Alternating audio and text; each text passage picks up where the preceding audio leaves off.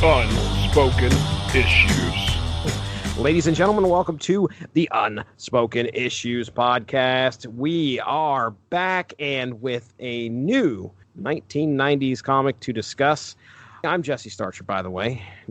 Joining me this evening, as always, Chris Armstrong. Chris Armstrong, are you ready to talk some 90s comics? I am ready. Right. Now, the other question is, are you ready to talk some Elseworlds tonight? Always a pleasure to get into some Elseworlds stuff. Yeah, buddy. I love Elseworlds. I think my first introduction to the Elseworlds was probably that year that they did all the annuals. Oh, yeah. They made all the annuals Elseworlds titles. And I have made it my mission. I have still not completed that mission, but I wanted to get all the Elseworlds, all the annuals for that year, just so I could read them.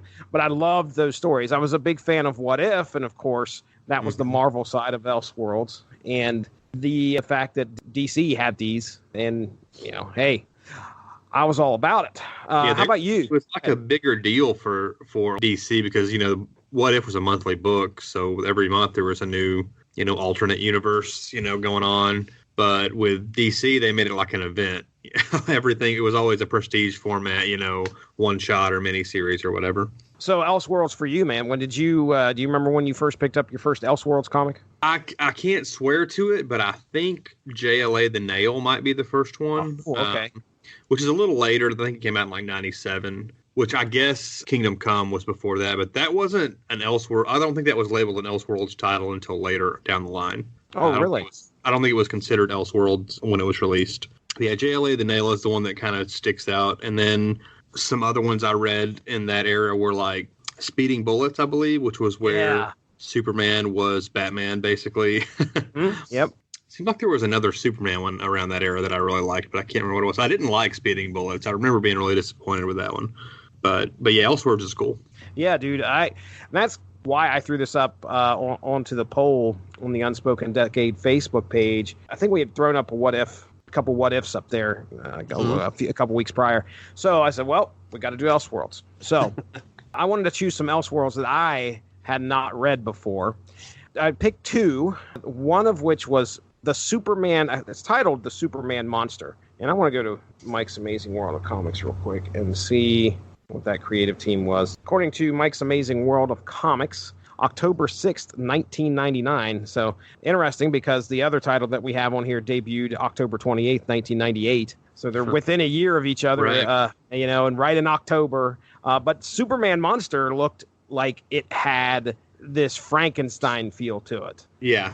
Just by looking at the cover. Again, I never read it. According to this, it was written by Dan Abnett and Andy Lanning, penciled by Anthony Williams, and inked by Tom Palmer. Again, like I said, 48 pages, Elseworlds story. I never sat down and read the thing, so I was like, okay, well, we'll see. I think that might be the one I voted for, too.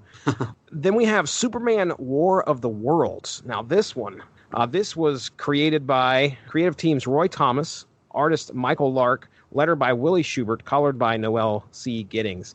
Like I said, this came out about the end of October 1998, right in time for Halloween. You obviously get what the title tells you. Yeah. It's Superman in the War of the Worlds setting. And so just to kind of give everybody the results of the poll, it's pretty close. It's a total of 56 votes on this poll. Superman Monster gets 25, and Superman War of the Worlds gets 31. So we will be discussing tonight Superman War of the Worlds. Pretty big comic, 64 pages according to Mike's Amazing World of Comics, and that's a lot of pages. I don't know if that's counting ads. I would assume. Don't know for sure. I bet it isn't. It's got, because right below that it says 48. So how about War of the Worlds? Is this a story that you are very... have you ever read War of the Worlds, or do you know much about it? I have not. I had a copy of it when I was probably in junior high, maybe early in high school. I got one of those Walmart 2 for $1. They had those classic paperbacks. Yeah. They were kind of popular around that time, but I never actually read it. I do remember the first exposure I had to War of the Worlds was, I believe there was a 70s version as far as the movie. Maybe it was 60s. I just remember it being like Technicolor looking, and I watched part of it when I was really young, and I was terrified of a scene, which I believe is mimicked or repeated in this book, of them trying to communicate with the saucers and then just getting obliterated. Ooh. So yeah, that's mostly what I know it from, is from the film adaptation. I best know it as from the Spielberg adaptation, because I've seen that movie several times. Oh yeah, But when I was younger, the older version, it like horrified me when I was like 8 or 9 years old, and I watched parts of it. I don't think I've watched anything older than the Spielberg one you're talking about. It's the one with Tom Cruise. Right. Yeah. I don't think I've watched the movie. I knew they existed. I just never had the motivation to go seek them out and watch them or read the book. I mean, my goodness, this book, according to the Wikipedia, this came out this was first serialized, they said, in 1897 by H.G. Wells, rather popular author. Do you read Cosmopolitan magazine? Negative. Okay, well, you wouldn't believe this. It said that it was first published in Pearson's magazine in the UK and by Cosmopolitan magazine in the US. Nice. So what I learned is it was originally a literature magazine up until I think a few changes. Yeah. I think it said the 60s or the 70s it became a women's magazine. So yeah, I wasn't expecting that when I read it, and I was like, no, we're not talking about the same thing. Well, yes, we are. Yes, we are. But yes, it says the novel's first appearance in hardcover was in 1898. We're talking oh my goodness, is this a centuries old story now? I guess it would be, right? Yeah, it's over 100 years old. I'm looking up now to see when that film adaptation came out, and I only see one from 1953 up until the 80s, and then there was like a television version. That's what I was going to ask. Did they have a TV series? Yeah, so maybe what I saw was the 53 version, and maybe it wasn't in color. Maybe I just remember it that way. Okay. Well, hey, from what I understand, Ted Turner took a lot of liberties, colorized a lot of films, so that might have happened at some point. Yeah, Roy Thomas, man. I know that guy is lauded as probably one of the better writers of recent times. Yeah, stalwart of the 80s and 90s, I believe. Yeah, I'd agree. I can't say that I know a whole lot of his work. I probably read some for my other podcasts, but what was he mostly known for? Like, was he writing Thor? I think I mostly knew him as a Superman writer. Okay. We talked about him briefly, I think, on the source material episode where we covered Avengers Forever, because he was like assisted on some stuff in that, as far as with him and Kurt Busiek. Okay. And he wrote some Avengers, I think a lot of Avengers stuff, maybe in the 80s. Yeah, I'm looking at his bibliography right now. Yeah, oh my goodness. Yeah, prolific is the word. I mean, my goodness. Let's just talk about his Avengers run. Avengers West Coast 60 through 63, 65 through 101, Avengers 35 through 104. Yeah, he took care of some of the annuals and giant size. I mean, the amount of titles that he had his hand on at Marvel is pretty staggering. At least what this Wikipedia lists anyway. DC Comics is about half of that, according to this Wikipedia article. But either way, this guy, was he on Thor? I need to figure this out. Yes. Okay. All right. 239 to 240, 272, 278, 280, 283 to 298, 472, 489. So, okay. Who was the other Thor writer? Is there another Thor writer that is synonymous? Walt Simonson's probably the biggest one. There we go. At least from like fairly modern. I think he was in the late 80s, but okay. All right. Well, yeah. Just real quick about the War of the Worlds. I share a story about how we went and saw the movie, the Steven Spielberg movie. Yeah. Me and my wife just had our daughter not too long before this. She was really young. So a friend of mine said, hey, you and the wife want to get out sometime, go on a date night, just let us know. We'll watch the kid. I was like, okay, cool. So Kira's a little baby. Take her, drop her off. We go and watch this. In some theater outside of Columbus. You like you said, you saw that movie a couple times. Mm-hmm. We come out of the theater. I was amazed. My wife was amazed. It was a great movie. We had a great time. Mm-hmm. And when we walk outside, there is a storm on the horizon. So there's lightning flashes. I was like, oh, this is so creepy. I was going to say I shared that movie with my kids a couple of years ago. Ooh, that was a big mistake. Not for the young ones. The young ones did not. It's heavy. Yeah, what happened to that guy? Oh, he got the woman who was running in front of you a moment earlier. Yeah, I showed it to my nephew about a month ago. I hadn't seen it in a while, but yeah, he's old. He's older. He was like, I think he's 14. Oh, so yeah. okay. Fine. Yeah, Caleb was trying to figure out what happened to the people, and I was like, well, we're kind of growing crops with them now. Ooh. Okay. All right. So synopsis time. Here we go. All right. With this Elseworlds tale, we get a Superman story where the origin of Superman remains mostly intact, and we pick up in the 30s. Now, I don't think that it is explicitly spelled out here that it is the 30s. I think Lois Lane makes a mention about there being a depression. Now, the Great Depression, according to what I saw here, started in the late 20s, went to the early 30s. Superman's first appearance, isn't that like 39 or 38? Or is it, I think 38 seems right. I'm looking. Action Comics #1, cover dated June 1938. Anyway, this seems awful early, but so mostly intact. We pick up in the 30s. So we'll just say this is the 30s, where Clark Kent has made his way to Metropolis to interview for the Daily Star. While there, he meets Lois Lane, an ambitious employee who has finally had enough writing the Miss Lonely Love column and wants to cut her teeth on some real reporting. When Kent gets hired, the editor-in-chief sends the pair to report on a recently crashed meteor. This sets in motion events that lead them to meet up with scientist Dr. Lex Luthor. And when the meteor happens to be a large craft that harbors some menacing aliens from Mars, Clark has to spring into action as Superman to try to save the day. So there you go. Dime store synopsis. Did not get into all the beats, but we'll talk about some of our moments and what the characters kind of go through. So the first thing I had on my agenda was the art style of this book. What'd you think, man? I liked it. It Michael Lark, is that right? I know him mostly from stuff he's done with Greg Rucka. He did some Gotham Central issues, Lazarus more recently, and I like his art style a lot. It's really simple and clean, but it works. He's a really good storyteller and whatnot. So I think it fit this era pretty well. As I was reading it, I thought of Steve Rude also would have been a good choice. He did a Golden Age Superman Incredible Hulk crossover issue. Oh, neat. That was really cool in the era where Marvel and DC were actually doing crossovers. But yeah, I think the art is really solid. Yeah, man, this is definitely getting that Golden Age feel. We definitely got to give credit to the colorist here, Noel Giddings, because that goes hand in hand with what we're seeing here by the art. There's these muted kind of colors, and if you look at like one panel, it seems like it's just maybe 3 colors.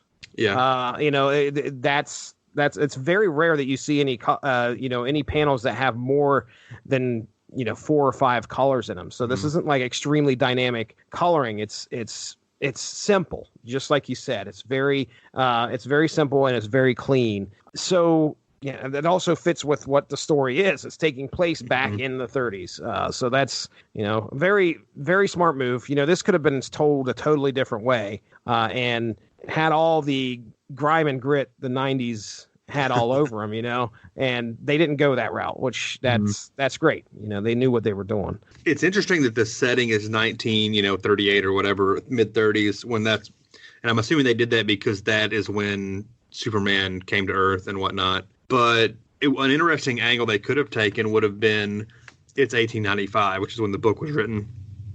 Oh yeah, yeah. Mm-hmm. What if the Kryptonian rocket landed on Earth in 1875?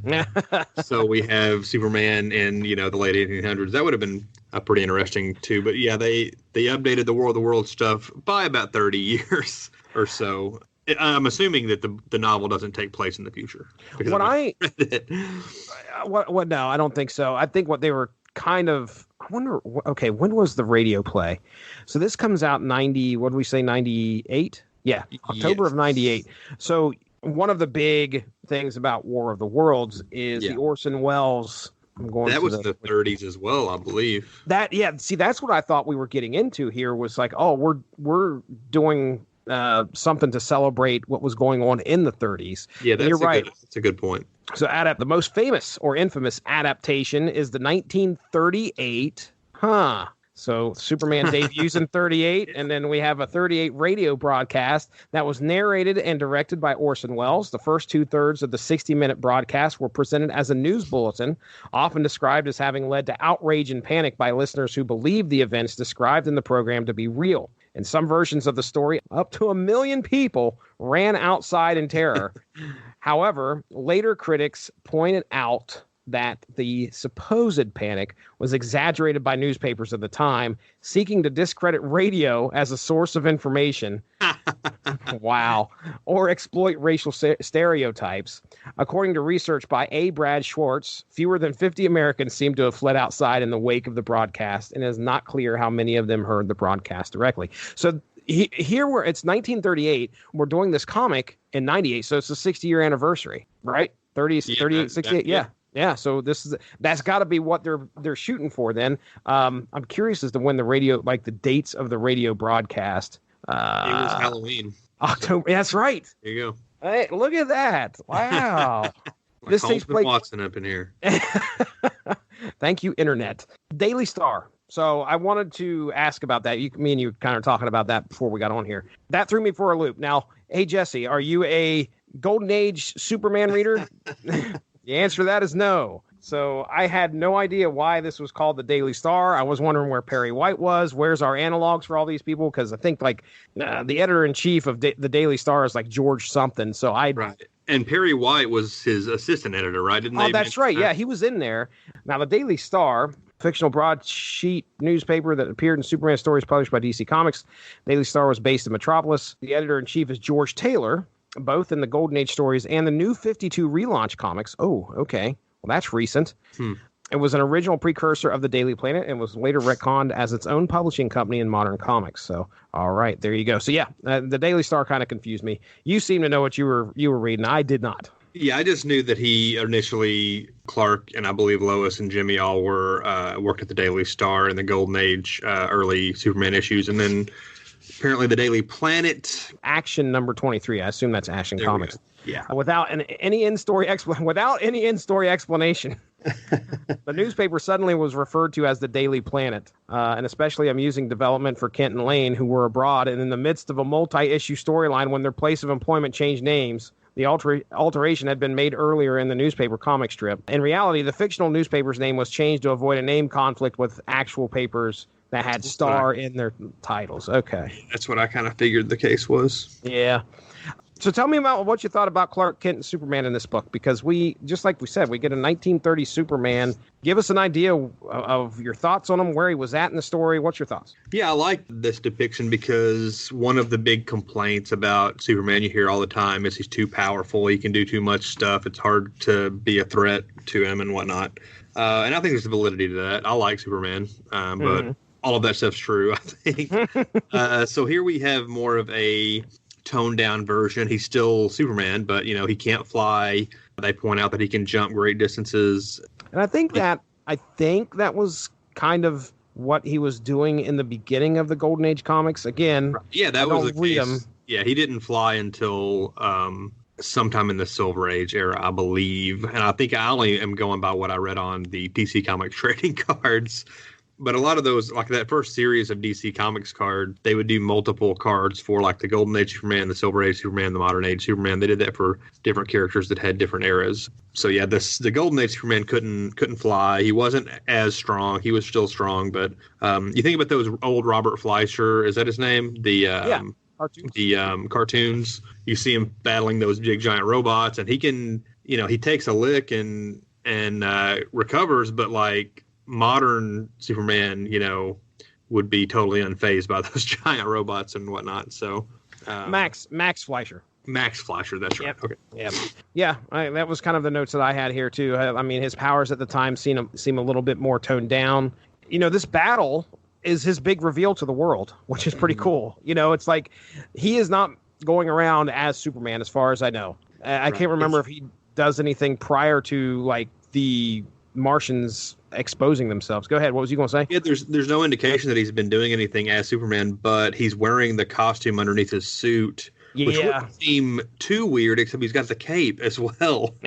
So I guess that's tucked all like between the shoulder blades or something in his suit back there. But Yeah, well, then that to me, I guess, would actually support that he had to have been doing something, because you just don't wear this suit for no reason. Right. Yeah, you would think that there may have been like a couple lines dropped earlier about, the streak or some like, mysterious stranger helping people or whatever, like to kind of set up that he has been active in some way. That's not even and there. I only think that because why else would he be wearing that costume underneath his suit?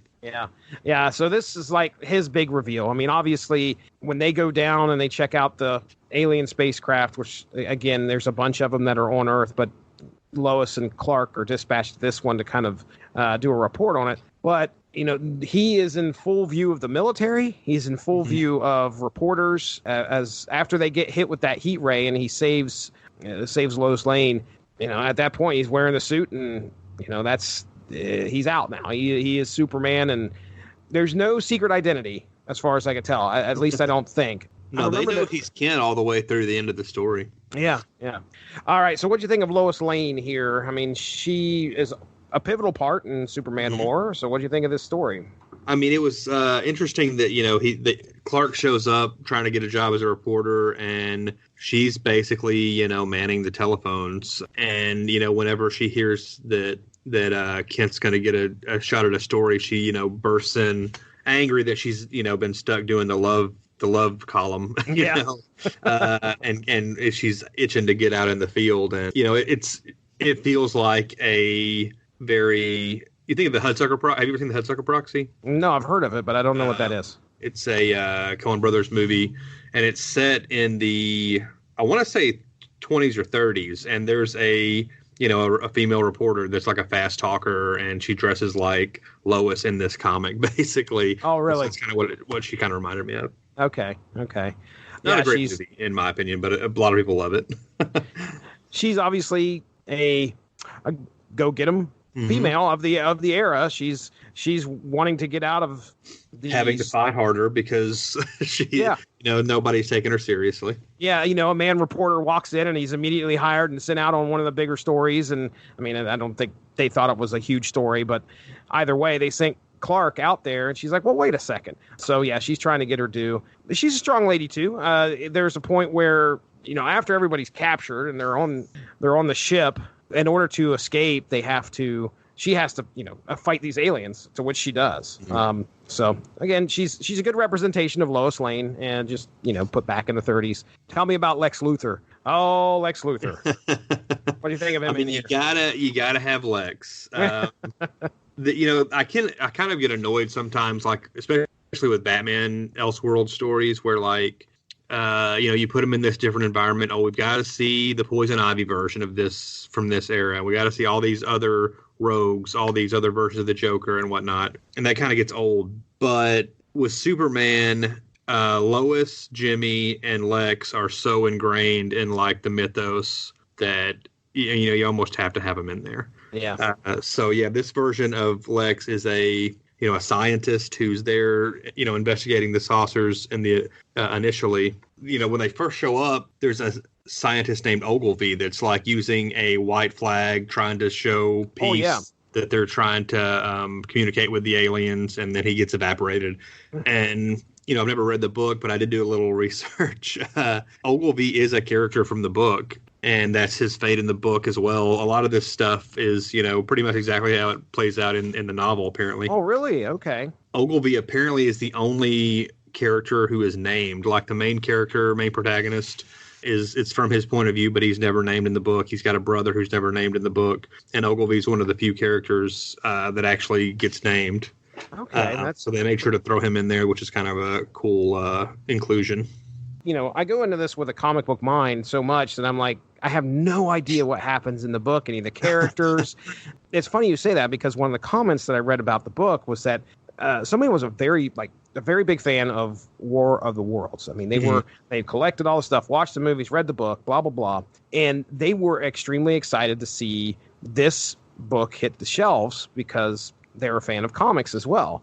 They did not seem to have any complaints they probably were very pleased to see they were taking elements of the book. You know, the elements I'm seeing is, okay, yeah, I know that the saucers come out, have the aliens come out, they wreak hell on Earth. The tripods. Yeah, you get the signature tripods that you usually see. But anyway, yeah, they were very happy with the fact that they were using elements of the book, and they seem to be pretty pleased with the final product anyway. So yeah, this Lex Luthor, real quick, get back to Lex Luthor. This Lex Luthor, when they first, I mean, this is the first meeting, I think, between Lois Lane, Clark Kent, Lex Luthor. Lex Luthor's got all his hair, and then the heat ray hits, and he does not have hair anymore next time you see him. But man, is he just the worst in this book. Slime ball. Gosh. So Lex Luthor ends up teaming with the aliens after all this stuff went down. We mentioned about how Superman, his powers were kind of toned down. Superman gets nailed with like these heat rays or these rays from whatever, and he's knocked out of commission for 3 weeks. He puts up a valiant fight, but he's out for like 3 weeks. Next thing he knows, he's waking up in the middle of one of the saucers, and Lex Luthor's standing there with these aliens, and he's agreed to work with them because, now this is what I remember from the movie, the big weakness for the aliens, as strong as they were, as much havoc they wreaked upon the Earth, it ended up being the common cold or a virus that ends up hurting them. Right. And pretty much killing them off. So they've enlisted Lex Luthor to try and come up with a cure because he's one of the most brilliant minds. He's decided, oh yeah, I'm going to help him out. So he's helping out the aliens of all things. What a slime ball in this book.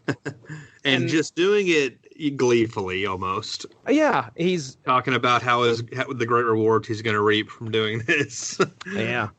Well, that kind of leads into the Martians because we kind of talked about them already. You know, I'm not sure how close they are to the book, but this is a fairly unique version of Martians that from what I've ever seen in any other media. They're basically like squid-like. They walk around on, or octopus-like. They walk around on like tentacles, and they've got these bulbous, almost brain-shaped heads. I think it's hilarious. Like the first time we see one, it opens up the hatch and just promptly falls out. Yeah. Has no idea what it's doing. It just falls down and falls into this big pit. And the second one's like, okay, well, I'm not going to make that mistake. Yeah, and they mentioned like it's probably because of their world they come from doesn't have the same gravity. But I wonder if also it's maybe because they're sick already. They don't really. Oh, that's true. They don't really imply that, but that's something that I kind of was curious about too. But yeah, they're pretty cool designs. I'm guessing Lark designed those himself, but yeah, I would imagine they took some liberties with, or I don't know. I mean, maybe they are described like that in the book, and he was like, "I'm going to go." But yeah, you're right. From what I've seen, I don't recall them ever looking like that. It was unique. It definitely wasn't Mars Attacks aliens, which is good. And you remember the Mars Attacks? Yeah. Way off from the Mars Attacks. That's a cool movie, though. And yeah, so Squid likes a good. They are obviously they got these weapons that are far advanced, compared to what Earth has. And the only person that can really do much damage to him at all is Superman. He's able to, and he's not having an easy time with them, but he can handle his own. But when it comes to getting hit by the weapons, they obviously did some damage to him. Yeah, and in this book, they practically almost destroyed and enslaved the world. After Clark Kent wakes up 3 weeks later, Lex Luthor goes on a rant about how, these Martians just destroyed everything. We're in the midst of killed the president. Yep, we're in the midst. Hitler. Yeah, I was going to say they went over and took care of Germany. They were definitely in control, and we didn't have much of a say as to how we could beat them. But what do you think of how the Martians were handled, though? I mean, we finally get an end to this in the conclusion of the book. If you want to talk about what happens in the conclusion, go ahead and then tell me your thoughts. Yeah, well, Luthor comes up with basically a cure for a way to cure the aliens with the help of Superman's DNA, basically, because he's also an alien. He figures out them just being around him is healing them, healing the Martians. So he puts that plan into place. And as soon as they realize, Luthor has figured it out. We don't need him anymore. They immediately try to kill Luthor. And Lois basically, saves him, and they free Superman. And I'll be honest, I'm a little fuzzy on... there was something to do with Superman interfering with the way the saucers...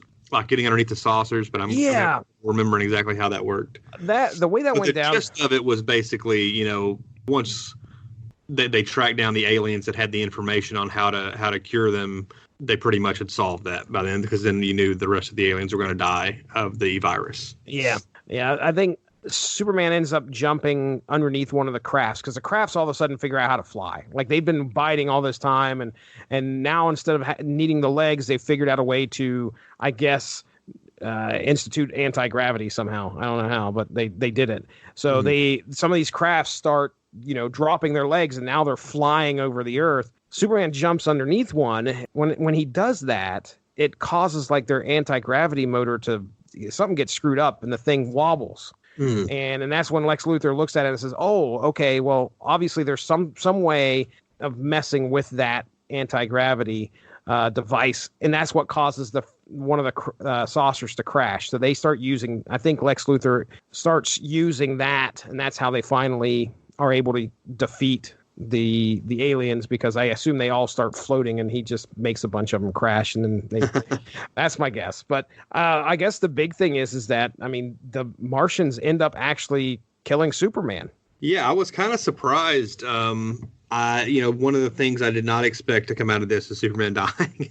Dude. But yeah, he basically, he was more or less, him and Luthor, I guess, together were more or less responsible for defeating the invasion. And in the process, he took such a beating that, this isn't the Superman of the, 60s, 70s, 80s, 90s, up to current day. This is the Superman that could take a lot of punishment, but there was a limit. And so he, basically died on the battlefield there. Yeah, he gets nailed with these rays over and over. He ends up, I'm going down through the comic right now, where he picks one of the tripods up and throws it into one of the flying saucers and hits it and causes this big crash. And then he jumps on top, and he just starts wailing, he's throwing fists right into this craft. And then he stops, he holds himself back, and he says, "What am I doing? I can't." And then he falls back, and he's laying on the ground. And I mean, he's just a bloody mess. And of course, Lois Lane comes over there, talks to him, and that's where he has this kind of his final speech. He says, and now a lot of this story is kind of around the fact that Superman's an alien. Basically. Thank you. Yeah, great word. It's, he's trying to find a place among this world. He was raised a human, and he lived like one, but he knew that, in his heart, I don't think it's quite evident to him until actually this Superman kind of figures out, with Lex Luthor kind of taunting him, saying, you're an alien as well. And he's like, "Maybe I am. I don't know." He says, "My parents found me in a rocket, so I assume you're probably right." But either way, yeah, his final words says, "I myself came from space. For all I know, my world is dying like theirs. It may already be dead. If the Martians hadn't come, the people of Earth might have been running from me." And then that was it. He dies. And we saw that too earlier in the issue with once Lois got the idea that he was an alien, she was scared of him. And I want to say there was another moment with other characters who they kind of looked at him as a freak because of what he could do, and just created more isolation for him, basically. Yeah, I think Lois had some pretty poignant words at that point, where she kind of turns away from him after he pretty much saved her like 5 times already by this time. And she's still kind of scared of him. And she says something along the lines of, "We were afraid of him even while he was saving us, and what humans fear, they hate. I've been such a fool. We all have." So now, I mean, yeah, Superman dies. And not only that, he's obviously the great inspiration that I'm sure turns the tide of the war. But Luthor and Lois Lane end up getting married. Right. Wasn't seeing that either. Yeah. And he's the vice president, I believe. Yes, he gets sworn in as the vice president, which I had no idea there was a dude named John Cactus Jack Garner. I'm sure that is probably in history. Right. But yeah, they use some real. I actually looked up. I didn't look up Cactus Jack. I'm assuming it says he became president upon Roosevelt's death, maybe he was the vice president. Has to be. I didn't look him up, but I've got the internet right here. Okay, but I did look up Oswald Mosley, who it says, with its royal line extinguished, the masses of Great Britain have turned to the native-born fascist Sir Oswald Mosley for leadership. And there's a picture of him. Basically, he's just Hitler. Oh, really? That's what he looks like in the issue here. It looks, yeah. So basically, it sounds like Great Britain is going to be the new Nazi Germany. That's insanity. Lex is going to be the vice president of the U.S. And I wonder maybe if there were seeds being planted for maybe another, like a sequel to this with the stuff with Great Britain. And, things turned out way too well for Lex. Oh, man. No kidding. Because there is a throwaway line of, like, I must have been mad to be helping them, like, almost as if he wasn't in his right mind and he was being manipulated or something, whenever he gets saved from the Martians. Well, obviously, the sequel would have to take place in the 50s. So it'd be, we'll say, 20 years after this, okay, 1958, because Martian Manhunter's first appearance was November 1955. Right. So, yeah, John Nance Garner, known among his contemporaries as Cactus Jack, was an American Democratic politician and lawyer from Texas. He was the 32nd Vice President of the United States, serving from 1933 to 1941. So, hey, we learned something all the time here. Okay, panel of the book, man. What'd you think? What was your panel of the book? I'm going to let you go first because you said you thought we had the same one. We have to have the same one. It's the homage. The full page homage to Action Comics #1, where Superman is picking up the car, just like you've seen the image over and over, but instead of crashing it, what does he crash it into a tree? I think it's a pole, like a light pole. Light pole? Okay. On the original cover, maybe. Got it. Instead of that, he's picking up the car and ramming it right into one of the tripod legs. Just great homage. So, like I said, it was full page. It's not. It doesn't look like it's full page. It's like half a page panel. So. And there are a lot of really, really cool images, like the reveal of Clark in the Superman suit for the first time. Is very cool. The first time you see the saucer like in the ground when everybody's crowded around, it's a really awesome image. Oh man, when the tripod comes out, I'm looking at that, exactly. Man, that looks awesome. Yeah, very cool. I'll go just to be different, although you're right about the the homage is probably the best panel. I'm going to go with the first time we see the Martians when they start crawling out of the saucer. It's kind of still shrouded somewhat in the darkness, and you see the tentacles pop out and the eyes and the bulbous head kind of popping out from the darkness a little bit. I think that's a pretty cool image. It certainly wasn't what I was expecting to see. Yeah. from Martians. Independence Day. When did that come out? 96? That came out 97? 2 years earlier than 96 when it came out. So there is a panel here where Superman is ripping the top of one of those things off, one of the tripods off. The squiggly arms are coming out. And all he has to do is say "Welcome to Earth," and then punch that giant alien right in the face. Okay. Fan of Independence Day. Oh man, I remember in college we had to do I can't remember what. I think it was like a how-to essay, or we had to write a paper on how-to, and we had to do it. A speech class. It was speech class. So my speech class was what I did was I was like, how to hook up a VCR, because this was 96, 90, I think it was 96, 90, yeah, it was 96, 95, 96. And I can remember I was buying the 3-tape X-Files VHS tapes. Nice. And sure enough, Fox definitely threw on a trailer of Independence Day on there. And I had to show anybody I could. So I was like, oh man, well, here's what I'm going to do. I'm going to hook this up and I'll make the whole class watch the trailer for Independence Day. Welcome to Earth. All right. I still watch it every 4th of July. Hey, that's a good tradition. A great tradition. So real quick comments before we get into closing out of here. Did you have anything else you want to say on the comic before we get into that? I'm good. I think just that I really liked it. I was surprised how much I liked it. I didn't know. I guess I never did ask you. Did you read this yet before you read it now? No, I'd never read it before. And I didn't know Lark was the artist until I started reading it. And that was a pleasant surprise. And I really liked it. I liked the angle of Golden Age Superman. I did not like basically Lex Luthor marrying Lois Lane and becoming vice president at the end. I would like it more if I knew that was leading into something else. But I don't like the angle that, he was just controlled by the Martians. He's really a good guy. Mm-hmm. But overall, yeah, really good one shot. Yeah, I enjoyed myself too. Like I said, I had not read this either. The art of the book really, I think, sold.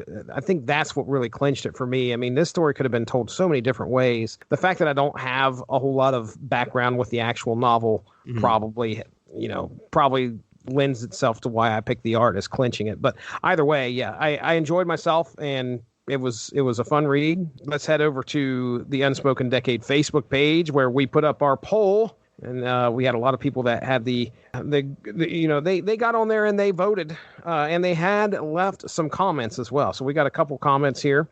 James Purcell, who we've talked about on here before, and according to the Facebook, says he's a top fan. He's got a little diamond beside his name there. Nice. He's a top fan. He voted for Roy Thomas. He says, this reminds me that I need to read both titles. Yeah, like I said, I hadn't read Superman Monster. You ever read the Superman Monster? No, but I'm intrigued by the idea of it. I'm assuming it's about Superman as the Frankenstein monster. But we should do a poll sometime of like losers, like stuff that's thought about that. Yeah, like Thunderstrike #1 against Superman's monster or whatever. Like two that had lost polls before. Maybe do some that were really close or something like that. So I can't do a whole run of these with never talking about Thunderstrike. So it's going to have another shot at some point. All right. So Brian Johnson says, if you do Superman Monster, you've got to do Castle of the Bat as too. So I didn't even know that existed. That looks like Batman being turned into Frankenstein. He's got a bunch of electricity going into his head. He's got the bolts on the side of the neck. Jack C. Harris and Bo Hampton. Never heard of those creators. Yeah, me neither. All right. Wade Wild says, I think he meant War of the Worlds. War of the Worlds is one of the best Superman Elseworlds, maybe the best. Well, ladies and gentlemen, you can go over to the UnspokenDecade.com and check out all of the fine articles that they have listed over there, talking about 90s comics. As the cover says on the Facebook page, the gimmick era has never been covered so well. What do you got on the agenda there, Chris Armstrong? Not a whole lot. Just check me out on Twitter if you'd like, at BrodyMan34. You can sometimes hear me on Jesse's other podcast, and I've got some stuff up on the UnspokenDecade.com. Nothing recent, but there's some stuff on there for me. Just look under JC Armstrong. Yeah. Yeah, and ladies and gentlemen, if you'd like to participate in these polls, basically, here's how it goes down. We throw up two issues up against each other. The days that the polls up vary. We'll just say from 3 to 7 days sometimes, depending on how fast we want an answer and some content to put out there. But either way, you go give the Unspoken Decade Facebook page a like, and then you can be aware of any poll that gets that pops up. You can vote on an issue, leave a comment. We'd love to read you why you chose the issue that you did. So, as Chris mentioned, I do have another podcast right here on this network that hosts us, which is W2Mnet.com or W2M Network in any podcast platform. My show that I do is called the Source Material Comics Podcast, and we just basically take a story arc. We sit down, we look at it, and then we talk about it. We're at over 250 episodes, so most likely we've touched on just about a lot of popular story arcs out there for Marvel and DC, and definitely some independent creators as well as Image. All right, well, you can follow me at Stiznarkey on Twitter. For Chris Armstrong, I'm Jesse Starcher. We will talk to you soon. Thanks for joining us. Have a great one. Bye-bye.